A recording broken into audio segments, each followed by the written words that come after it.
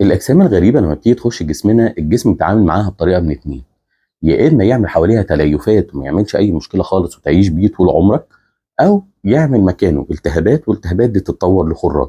رد فعل جسمنا تجاه الأجسام الغريبة يختلف من واحد للتاني، فعشان كده ما تقلقش لما جسم غريب يدخل جواك تلاقي الدكتور يقول لك أنا مش لازم ندخله، لأن أوقات الجسم الغريب بيخش في مكان هو ما عملش ضرر في الوقت الحالي، ولكن إن إحنا ندخل عشان نجيبه ممكن يسبب إصابات أكبر بكتير.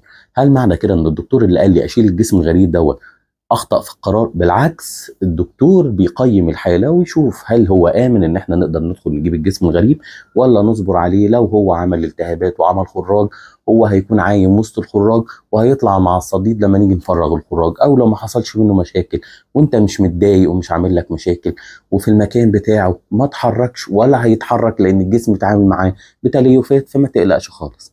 ومن هنا الرسالة اللي عايز أقولها لك، لما يخش فيه الجسم غريب تابع مع دكتور شاطر جراح هو اللي هيقول لك هتعمل ايه. وفي عندك اي سؤال قول لي في الكومنتات وهرد عليك.